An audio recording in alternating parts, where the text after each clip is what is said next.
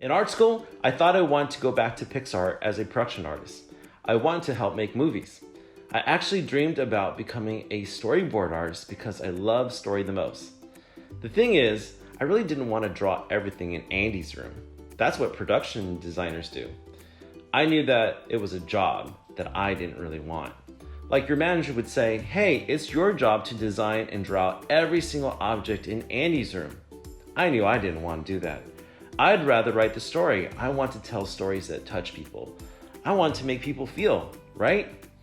In Art Center, I made some great teachers and mentors. One of them, his name was Rob Rupel. He was an amazing artist.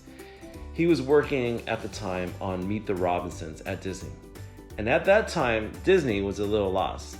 They were trying to find their voice again, and he wasn't really liking it because there was a lot of politics and drama.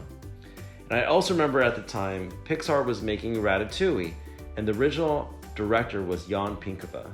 Now, Jan has been at Pixar from the very beginning. He even made Jerry's Game. I love that short. And Ratatouille was his story. It was his baby. Now, I don't really know what happened, but he got fired. And I was like, holy cow, they fired Jan Pinkava.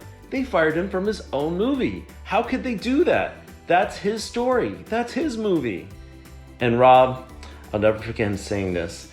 He said, you have to remember, when you work for a company, it's never your story. Now that was a hard lesson for me. Actually, for me, it solidified that I want to tell my own stories, that I want to make my own stories. I knew coming out of Art Center that I didn't want to work for Disney. I didn't want to work for Pixar. I want to tell my own stories.